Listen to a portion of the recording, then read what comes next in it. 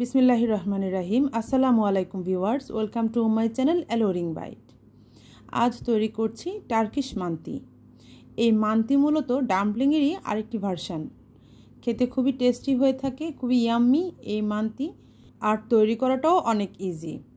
কথা না বাড়িয়ে চলুন শুরু করি আমার আজকের রেসিপি। মান্তির ডোটা তৈরি করার জন্য এখানে আমি 3 কাপ আটা নিয়ে নিয়েছি। আপনারা চাইলে ময়দাটাও দিয়ে করতে পারবেন। এবার স্বাদমতো লবণ দিয়ে নিলাম। খুব ভালোভাবে এখন লবণ আর আটাটা একটু মিক্স করে নিচ্ছি। মিক্স হয়ে গেলে এবার এর মধ্যে আমি দিয়ে দিব ডিম। তো আমি এখানে একটা ডিম দিয়ে দিচ্ছি। ডিমটা এবার খুব ভালোভাবে আটার মধ্যে লাগিয়ে নিতে হবে। ভালোভাবে একেবারে সম্পূর্ণ আটার মধ্যে যেন ডিমটা লেগে যায় সেভাবে করে মেখে নিতে হবে। এবার একটু একটু পানি দিয়ে আমি একটা ডো তৈরি করব। ডোটা অনেক বেশি শক্ত হবে না, আবার একেবারে নরমও হবে না, তবে তুলনামূলক একটু শক্তের দিকেই পাল্লাটা ভারী থাকবে। আর তাই একটু বুঝে বুঝে অল্প অল্প পানি দিয়ে ডোটা তৈরি করে নিতে হবে। হঠাৎ যেন অনেকটা পানি না পড়ে যায় সেদিকে খেয়াল রেখে ডোটা তৈরি করে নিতে হবে। তো আমার এখানে ডোটা তৈরি করা হয়ে গেছে। আমি এবার ডোটাকে একটা র্যাপার দিয়ে ঢেকে এখন আমি রেস্টে রেখে দিচ্ছি 10 থেকে 15 মিনিটের জন্য। এই ফাঁকে আমি চিকেনের প্রিপারেশনটা নিয়ে নিব। তো এখানে আমি একটা চিকেনের সম্পূর্ণ ব্রেস্ট পিসটা নিয়ে নিয়েছি। এই ব্রেস্ট পিসটা দিয়ে এখন আমি চিকেনের কিমা তৈরি করে নিলাম। এবার এর মধ্যে দিয়ে দিব মিহি কুচি করা পেঁয়াজ, হাফ কাপ পরিমাণ, একেবারে মিহি কুচি হতে হবে। তো দিয়ে দিলাম এর মধ্যে। এবার দিয়ে দিচ্ছি আমি এখানে স্বাদমতো লবণ, 1 চামচ মরিচের গুঁড়া আর 1 চামচ সাদা গোলমরিচের গুঁড়া দিলাম। আর দিয়ে দিচ্ছি এখন এখানে আমি 1 চামচ আদা আর 1 চামচ রসুনের পেস্ট। এবার এই মশলাগুলো চিকেন কিমার সাথে খুব ভালোভাবে মেখে নিচ্ছি কিছুটা সময় নিয়ে। যত বেশি ভালোভাবে মেখে নেওয়া যাবে তত কিন্তু ভালোভাবে এর টেস্টটা বেরিয়ে আসবে। তো চিকেন কিমাটা এখন আমার একদম রেডি। আমি এখন এটাকে ঢেকে এক সাইডে রেখে দিচ্ছি। মান্তি তৈরির আরেকটি স্টেপ দইয়ের প্রিপারেশন। এখন আমরা দইয়ের প্রিপারেশনে চলে যাব। এখানে আমি টক দই নিয়েছি 2.5 কাপের মতো। সাথে দিয়ে দিচ্ছি আমি এখানে স্বাদমতো লবণ, 1 চামচ সাদা গোলমরিচের গুঁড়া। এবার এটা দিয়ে দইটাকে খুব ভালোভাবে ফেটিয়ে নিব, যেন দইটা দলা পেকে না থাকে, একেবারে যেন মিহি একটা সসে পরিণত হয়ে যায়। তার সাথে দিয়ে দিচ্ছি মিহি চপ করে নেওয়া রসুন 1 চামচ পরিমাণ। টার্কিশ মান্তিতে এই টক দইয়ের এই মিশ্রণটা কিন্তু অবশ্যই দেওয়া হয়ে থাকে। এটাই কিন্তু মান্তির টেস্টটা অনেকটা বাড়িয়ে দেয়। তো লবণটা কম হয়ে যাওয়ার কারণে আমি আরেকটু লবণ অ্যাড করে দিলাম। আপনারাও টেস্ট করে লবণটা দিয়ে নেবেন। তো আমি এবার এর কনসিস্টেন্সিটা দেখে নিচ্ছি।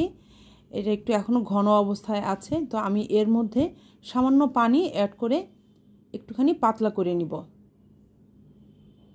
খুব বেশি একটা পানি দেওয়ার প্রয়োজন নেই, অল্প একটু পানি দিয়ে এটাকে পাতলা করে নিলেই চলবে। এবার এর কনসিস্টেন্সিটা কেমন হয়েছে আমি আপনাদেরকে একটু দেখিয়ে দিচ্ছি। কনসিস্টেন্সিটা কেমন হবে আপনারা দেখেই নিশ্চয়ই বুঝতে পারছেন। তো এবার এটাকে ঢেকে এক পাশে রেখে দিচ্ছি। এবার ডোর উপর থেকে র্যাপারটা সরিয়ে নিচ্ছি। আর ডোটাকে আমি আবার একটুখানি আটা দিয়ে খুব ভালোভাবে মথে নিব। ডোটা কিন্তু রেস্টে রাখার কারণে কিছুটা নরম হয়ে আসবে, তখন কিন্তু বেলে নিতে সুবিধা হবে। টার্কিশ মান্তিগুলো অনেক ছোট ছোট করে তৈরি করা হয়ে থাকে। সাধারণত আমাদের দেশে যে ডাম্পলিং আমরা তৈরি করি সেটা কিন্তু আকারে কিছুটা বড় হয়, তবে মান্তিটা কিন্তু অনেক ছোট আকারে তৈরি করা হয়। আমি এটাকে 3টা ভাগ করে নিচ্ছি। 3টা ভাগে আমি রুটিটা তৈরি করে নিব। টার্কিশ এই মান্তিটা খেতে কিন্তু খুবই অসাধারণ, খুবই টেস্টি হয়ে থাকে। তো আপনারাও এভাবে করে ঘরে তৈরি করে খেয়ে দেখবেন। আশা করছি আপনাদের কাছেও অনেক বেশি ভালো লাগবে। তো 2 ভাগ ডো আমি উঠিয়ে রাখলাম, আর 1 ভাগ ডো দিয়ে আমি একটা রুটি তৈরি করে নিচ্ছি। তো বড় করে একটা রুটি তৈরি করব। এখানে কিছুটা আটা ছিটা দিয়ে নিচ্ছি আমি। আটা ছিটা দিয়ে তারপরে আমি রুটিটা বেলে নিব। টার্কিশ মান্তির একটি জনপ্রিয় ধরন কায়সেরি মান্তি। এই কায়সেরি মান্তিগুলো অনেক ছোট ছোট করে তৈরি করা হয়ে থাকে, আর তাই মান্তিগুলোকে ছোট ছোট করে তৈরি করে নিতে হবে।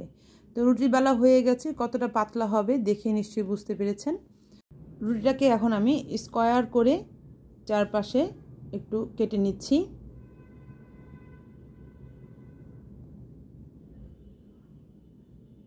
এভাবে করে কেটে নিলাম, কোনার অংশগুলো আমি বাদ করে দিয়েছি। আর এবার প্রত্যেকটা অংশের মধ্যে একটু একটু করে আমি চিকেনের পুরটা দিয়ে নিলাম। এবার একটু পানি লাগিয়ে নিচ্ছি, এতে করে মুখটা বন্ধ করতে আমাদের সুবিধা হবে। চারো কোনা একসাথে করে উঠিয়ে মাঝখানে নিয়ে আসলেই তৈরি হয়ে গেল আমার এই ছোট ছোট করে মান্তিগুলো আরও ছোট করে তৈরি করে নিতে পারেন, তবে সময়ের জন্য আমি একটু এই সাইজটাই করে নিলাম। মান্তিটা আসলে আরেকটু ছোট করে তৈরি করে নিতে হয়, তো আপনি আপনার পছন্দ অনুযায়ী মান্তিটা একটু ছোট করে তৈরি করে নেবেন। আর এভাবে করে এক এক করে আমি সবগুলো মান্তি একটার পর একটা এখন তৈরি করে নিব। ছোট ছোট করে মান্তিগুলো তৈরি করলে অনেকটা সময়ের প্রয়োজন হয়ে পড়ে, তো একসাথে অনেকে মিলে এই মান্তিগুলো তৈরি করে নিলে তখন কিন্তু কম সময়ে তৈরি করে নেওয়া যায়। তো সবগুলো মান্তি এখানে আমার তৈরি হয়ে গেছে, আমি একটা প্লেটে তুলে নিব। তার আগে প্লেটের মধ্যে কিছুটা ময়দা দিয়ে নিলাম, এতে করে প্লেটের সাথে লেগে যাবে না। তো সবগুলো মান্তি এখন আমি প্লেটে তুলে নিচ্ছি। মান্তিগুলোকে আমি সেদ্ধ করে নেব, তাই চুলায় একটা প্যানে আমি আগে থেকেই পানি বসিয়ে দিয়েছি, আর পানিটা এখানে ফুটে উঠেছে।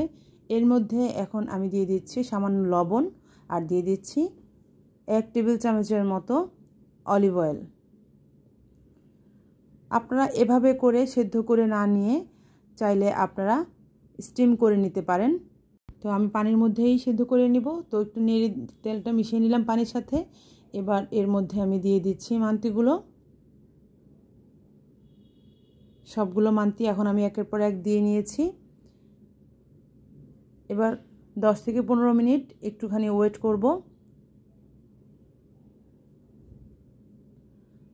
মান্তিটা কিন্তু পানিতে এভাবে সেদ্ধ করে নেওয়ার সময় আরেকটু ফুলে বড় হয়ে যায়, তাই আপনারা চেষ্টা করবেন মান্তিগুলো আরেকটু ছোট ছোট করে তৈরি করতে। তেল দেওয়ার কারণে মান্তিগুলো একটা আরেকটার সাথে লেগে যাবে না, তাই অবশ্যই তেলটা দিতে হবে। আর মান্তিগুলো সেদ্ধ হয়েছে কিনা এই ধরনের একটা চামিচ দিয়ে একটুখানি এভাবে করে কেটে দেখবেন, যখন কাটা যাবে বুঝতে পারবেন আপনি মান্তিগুলো সেদ্ধ হয়ে গেছে। তো এবার আমি এখান থেকে মান্তিগুলো তুলে নিব। এই কাজটা খুব ঝটপট করতে হবে, না হয় শেষের মান্তিগুলো আরও নরম হয়ে যাবে। তো আমি একটা প্লেটে তুলে নিলাম মান্তিগুলো এক এক করে। এখন টার্কিশ মান্তিতে আরও একটা উপকরণ অ্যাড করা হয়, আর সেটা হচ্ছে চিলি বাটার। তো চিলি বাটারের জন্য এখানে আমি বাটার নিয়েছি 100 গ্রামের চেয়ে কিছুটা বেশি আছে এখানে। তো বাটারটাকে আমি প্রথমে গলিয়ে নিব। চুলার ফ্লেমটা কিন্তু একেবারে লোতে রেখেছি আমি, তারপরও চুলা থেকে কিছুটা উপরে রেখে রেখে আমি বাটারটাকে গলিয়ে নিচ্ছি, না হয় আবার বাটারটা অতিরিক্ত গরম হয়ে পুড়ে যেতে পারে। তো তাই একটু আমি নেড়ে নেড়ে বাটারটাকে এভাবে করে গলিয়ে নিচ্ছি। বাটারের মধ্যে যেন তাপটা খুব বেশি না লাগে সেদিকে খেয়াল রাখতে হবে, তাই আমি একবার বসিয়ে একবার উঠিয়ে নিচ্ছি। এর মধ্যে এখন আমি দিয়ে দিচ্ছি চিলি। এখানে আমি 1 চা চামচ পরিমাণ চিলি নিয়েছি। চিলিটা আপনাদের টেস্টের উপরে বাড়িয়ে কমিয়ে নিতে পারেন। তো এখানে এখন চিলিটা দিয়ে আমার বাটারটা এখন রেডি হয়ে গেছে। এখন আমি মান্তিগুলোকে রেডি করে নিব।